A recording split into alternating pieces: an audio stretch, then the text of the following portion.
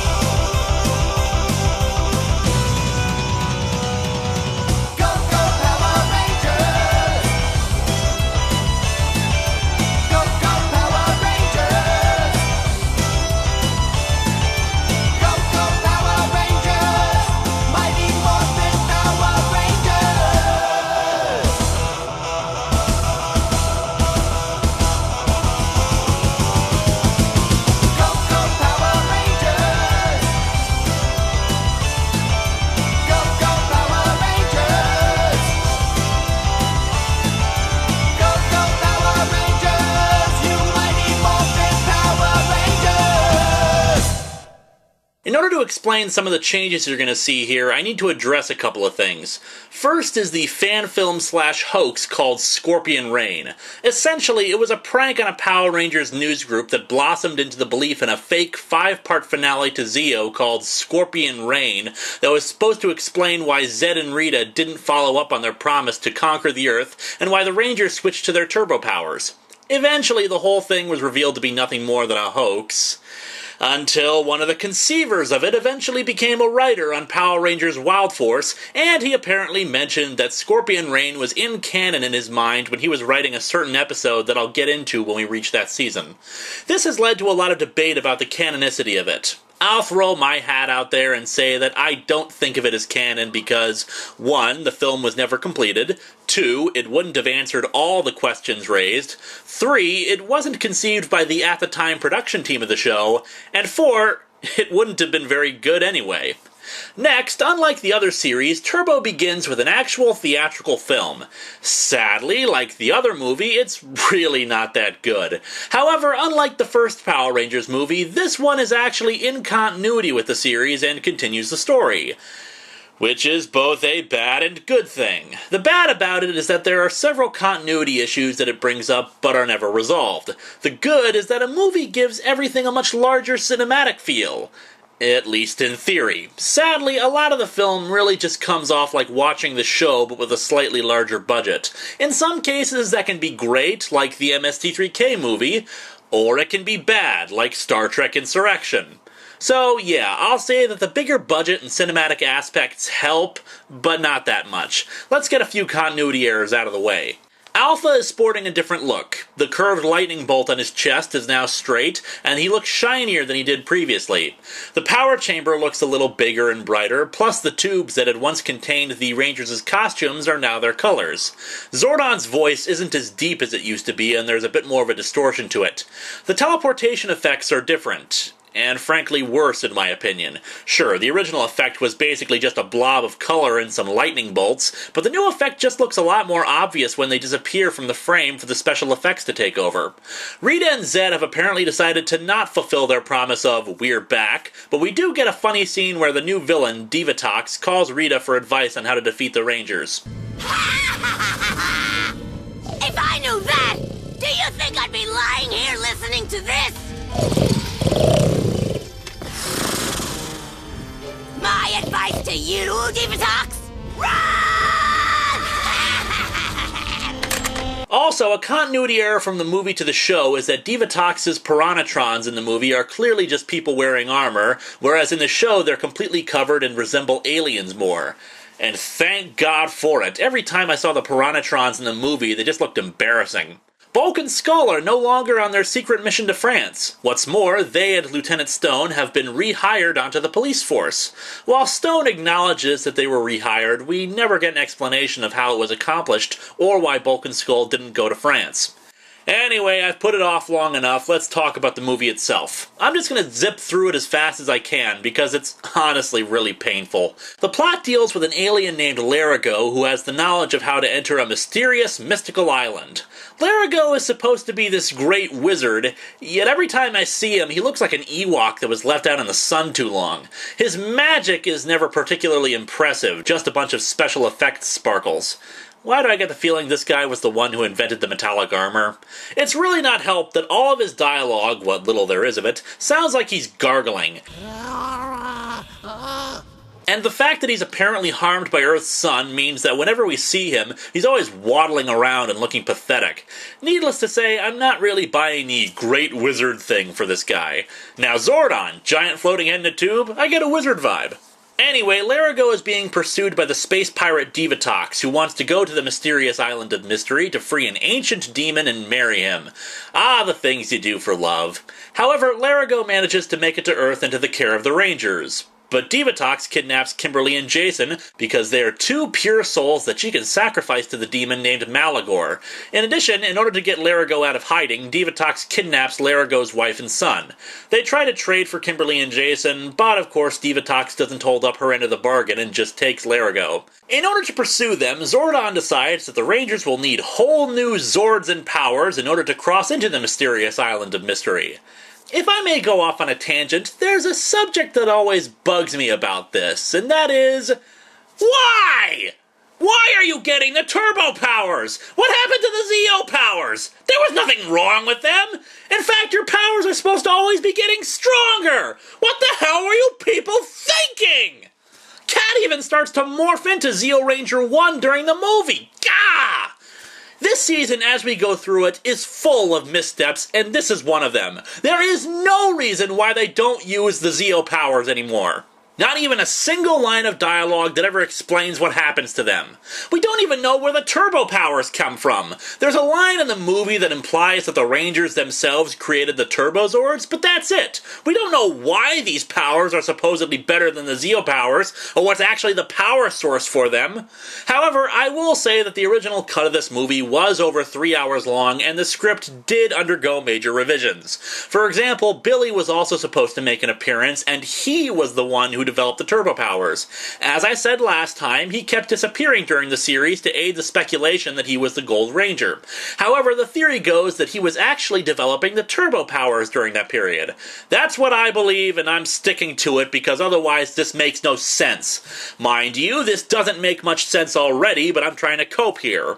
Another apparently cut scene was where Divatox defeated the Zeo Rangers and destroyed their Zords, but I roll my eyes at that, and I'll explain why when we get to the end.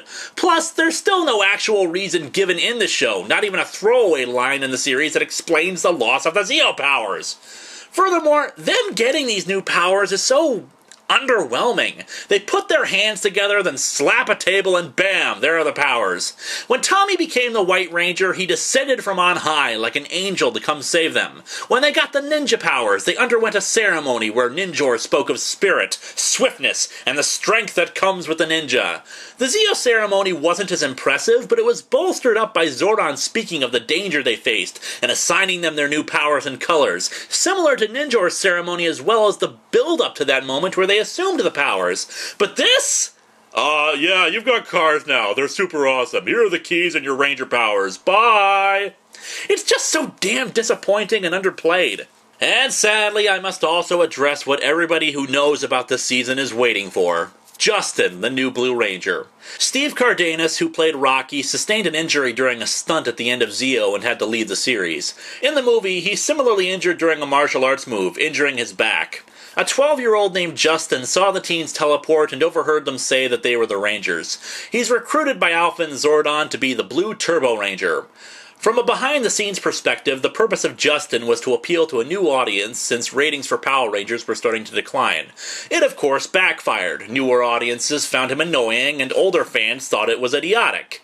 Which it was. However, I will say that Justin isn't nearly as bad as people make him out to be. No, the problem with Justin is in concept. Bear in mind that kids loved the show when it started, despite it being about teenagers who were in their 20s.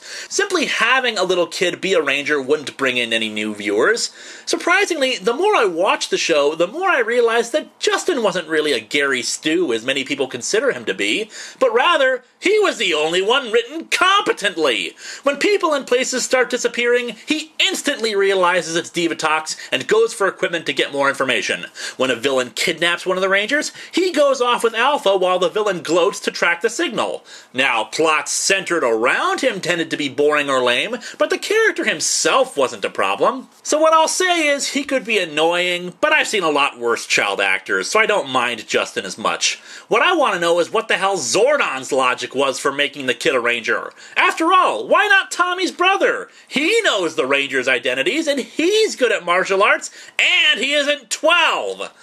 Anyway, the Rangers travel to the island, but Divatox succeeds in summoning Malagor after briefly turning Kimberly and Jason evil.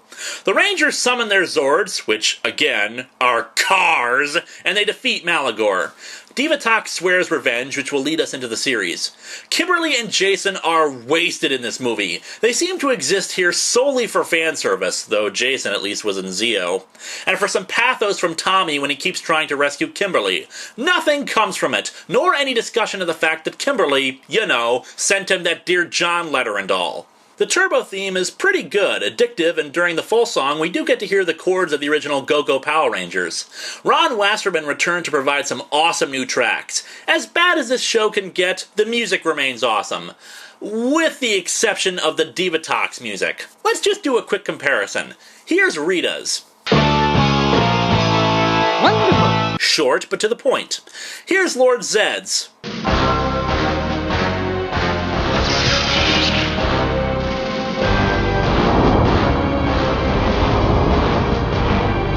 Awesome-tastic. Now the Machine Empire.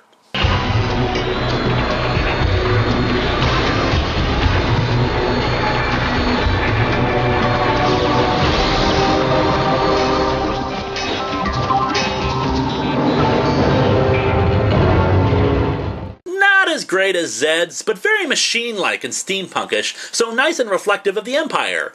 Now here's Divatox's.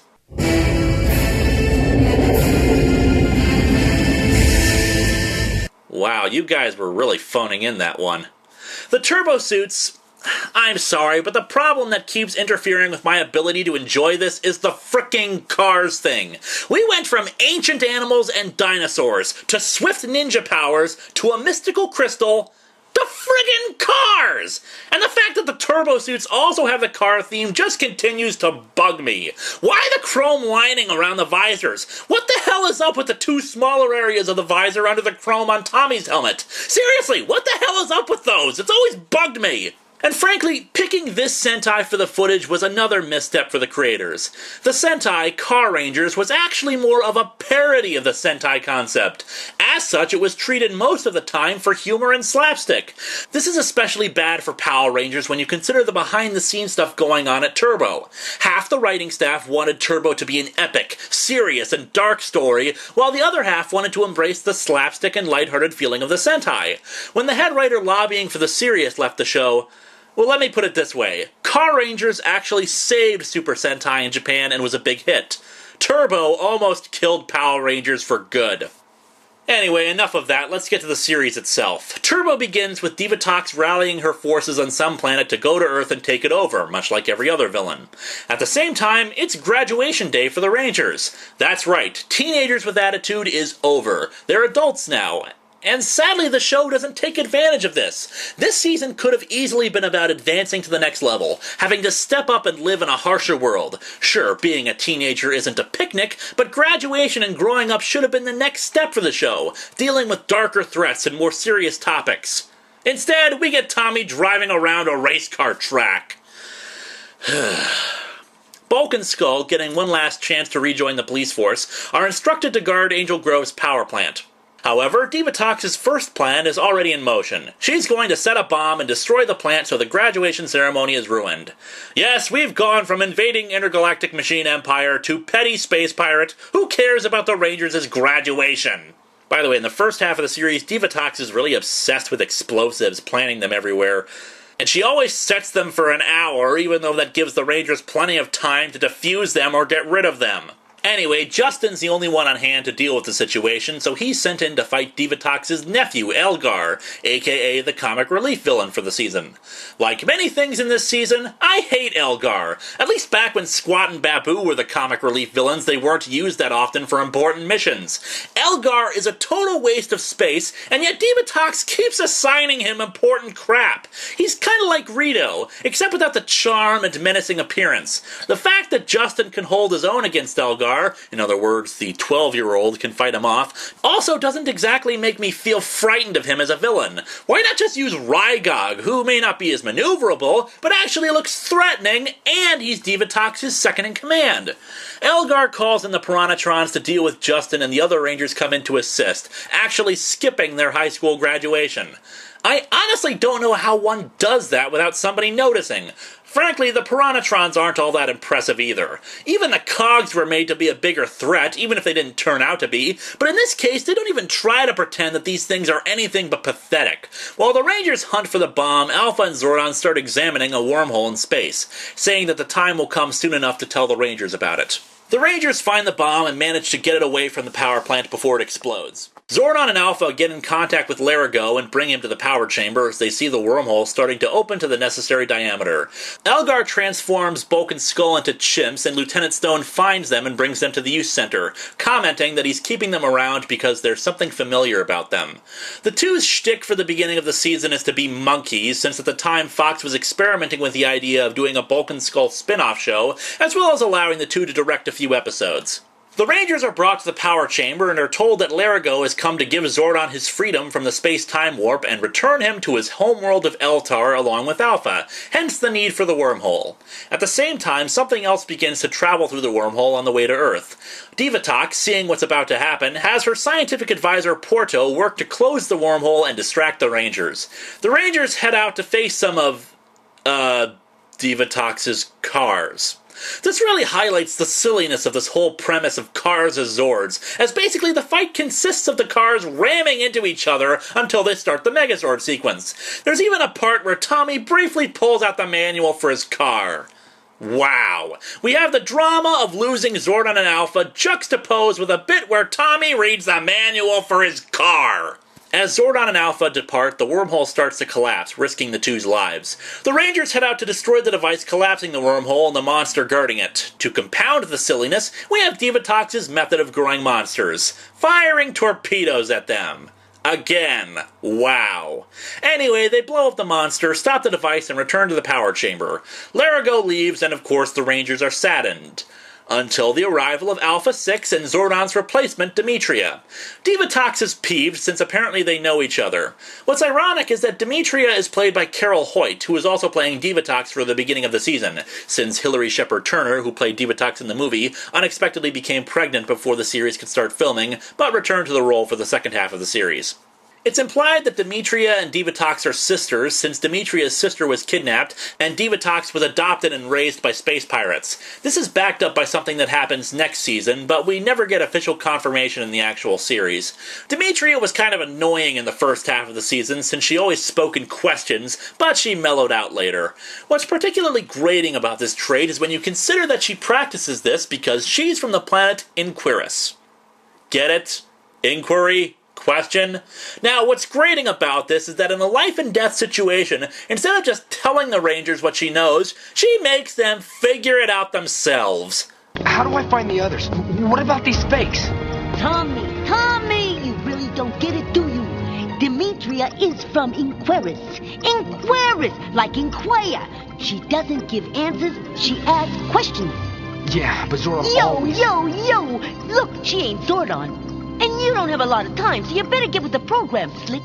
Frankly, I'm reminded of something a vampire once said. I don't have time for your quirks. Alpha 6, on the other hand, is far more annoying than Justin, speaking in a faux jive talk and going yo instead of ay like his predecessor. I have absolutely no idea what motivated them to replace Zordon and Alpha like this, but it's yet another misstep. There's already a lot that the team and the viewers need to adjust to, and a major change like this is done after only one episode. Again, I hate to keep harping on this, but Kimberly's departure was done perfectly, making an entire story arc out of it. We'll see this kind of crap later in the season, too. Ernie also makes his departure from the series off-screen, with the juice bar now under Lieutenant Stone's management instead. Not sure how the hell that happened, but it's a minor misstep along with everything else. Sure, Ernie wasn't exactly a key character for the franchise, but it just seems like Turbo is doing everything in his power to replace everything from the previous 4 years. I mean, hell, next you'll be telling me that we lose 4 members of the team in a 2-parter or something. After a ton of filler episodes, the next part of the story arc appears in The Millennium Message. A spaceship crashes on Earth holding a police robot called the Blue Centurion. Divatox finds it first and tricks it into relaying its message. The Centurion comes from the future, revealing that an alliance of evil forces, including Zed, Rita, the Machine Empire, and Divatox, will attack the universe in the year 2000, conquer it, and divide it up amongst themselves. Well, obviously this message is bullcrap since that invasion happens in 1998. But I'm getting ahead of myself. After a series of events involving tricking the Centurion into thinking the Rangers are evil, the Blue Centurion sticks around to help, providing his own Zord as well. However, most of the message is burnt out. The Rangers learn about the United Alliance of Evil, but they can't get the part that reveals what stands in their way. However, given Divatox's reaction to it, it's pretty clear that what she saw was a team of Power Rangers. What team, though? Well, we'll get into that next time. What's unexpectedly the next part of the story is a filler episode that introduces 2 characters, a soccer player named Carlos under Adam's coaching, and a cheerleader named Ashley. During an attack at a soccer game, the 2 managed to fight off a few Piranhatrons along with Adam during an attack. Divatox clearly wants the 2 destroyed, especially when at the end of the episode she vows not to let the Millennium Message come to pass. Carlos and Ashley appear later on in Honey, I Shrunk the Rangers, but it was only a brief cameo. Part of that one is significant also. In the crater for some of Divatox's torpedoes, the Bulk and Skull chimps get in closer to examine them. The residual radiation and fumes from the crater change them back into humans, but also turns them invisible. However, the major misstep came next in the 2-parter Passing the Torch. Now, admittedly, this was also a production reason, since apparently Jason David Frank, who played Tommy, was interested in leaving and pursuing other projects. He did agree to stay on for 19 episodes of Turbo to give them time to find a replacement Ranger. Rumor also says that Catherine Sutherland, who played Kat, was also interested in leaving, so the production team said, screw it, and decided to replace the entire cast except Justin. I will note that while Turbo was a ratings bomb in the early season, the ratings did actually improve after this change, but apparently only enough to keep the show going for another season. So this change did help save the show, otherwise it likely would have been cancelled after Turbo. However, I still say misstep since we're once again replacing characters in a short amount of time. I know, I won't shut up about it, but Kimberly's departure was so well handled. Hell, consider way back when Jason, Zach, and Trini left. We got 3 episodes that introduced the new characters, 2 filler episodes that featured them, and finally the episodes where they take their place as the new Rangers. Whereas each time someone is replaced in this season, it takes all of 1 episode, or in Rocky's case, 1 movie. Though Rocky does cameo at the beginning of the season. Anyway, the episode begins with Divatox getting contacted by her adoptive mother. She berates Divatox for her constant failure and tells her to get rid of the Rangers. She advises Divatox to take out the leader and the rest will fall. While the Rangers go out camping, we cut to a bus carrying 2 other characters, TJ and Cassie. Cassie is being annoying, singing rather badly out loud while everyone tells her to shut up. The 2 meet and exchange small talk. Tommy and Kat are intercepted by Piranhatrons on motorcycles. Every time I see these guys, I miss the dignity of the putties more and more, who promptly kidnap Tommy and blow up his truck. TJ and Cassie, at a rest stop, hear Tommy's truck explode and run over to try to get a closer look. They find Kat being attacked by the Piranhatrons, and TJ runs in to help, though Cassie is reluctant. We don't really get a good introduction to Cassie, who comes off as annoying and cowardly. However, she is able to hold her own in a fight, as well as TJ. Justin, Adam, and Tanya get attacked by monsters, and by the by, it's Justin who's the only one with good sense to try morphing. However, his key gets knocked out of his hand before he can finish. The others get their morphing keys knocked aside, but they do manage to recover them during the fight in Morph, forcing the monsters to retreat while they go and help Kat. I should also probably talk about the Turbo Morphers, which... well, really, there's nothing much to talk about. It's just a wrist strap with some buttons on it and the key that turns it. And actually, I do kind of like the Morpher. It, once again, is different in a good way, but it certainly doesn't have the same majesty as the Zeonizers or the coolness factor of the classic Morphers. Tommy is suspended over the Vortex of Eternal Sorrow. I imagine it's basically like replaying the season in an endless loop.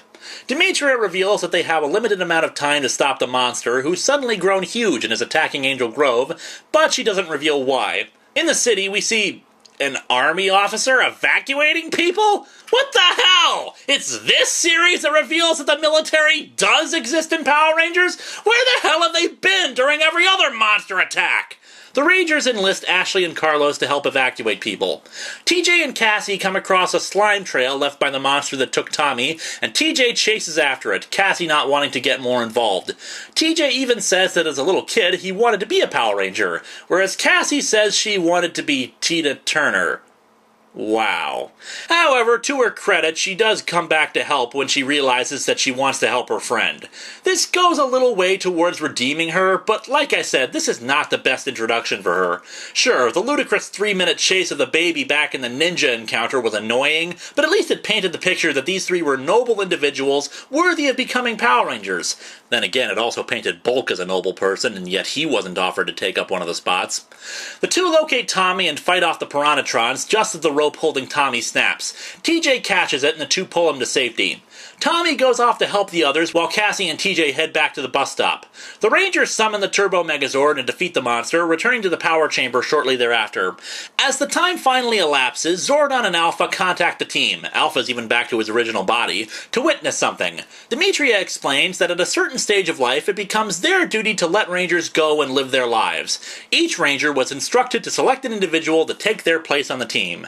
Naturally, TJ, Cassie, Ashley, and Carlos have been selected as the new Rangers. Justin will remain as the Blue Ranger since he's still 12. Well, 13, I guess, since he's had a birthday during the series. So, these choices. What the hell? Admittedly, Kat saw firsthand that TJ and Cassie were excellent fighters and looked impressed by their fighting prowess, but what did she know of Cassie as a person?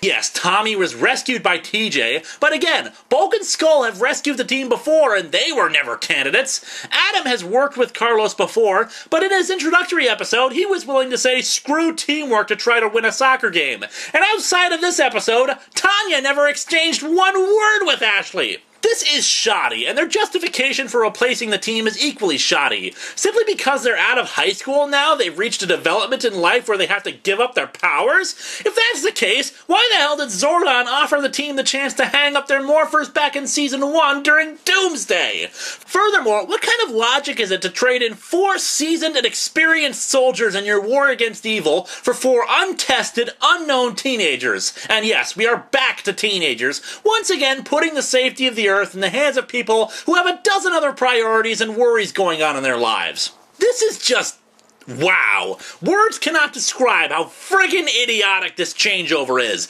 This should have been the team graduating to the next level, dealing with the harsh world of adulthood as metaphor for growing threats and more dangerous adversaries. The stakes should have been higher, the audience should have grown along with the characters, and the characters developed to their fullest. Instead, we've got a friggin' 12-year-old driving around in a supercar, the Rangers tossing the keys to their weapons over to a bunch of untested newbies, our wise leader and quirky but intelligent robot buddy replaced with a woman pretending to be deep, and her jive-talking faux street robot, intergalactic empires with armies of deadly soldiers replaced with a woman whose mask doesn't fit right, and a submarine along with her incompetent nephew and her tendency to whine every 5 seconds because she doesn't have the good sense to set her damn explosives for 30 seconds instead of an hour, and we have a police lieutenant running a friggin' juice bar! Gah!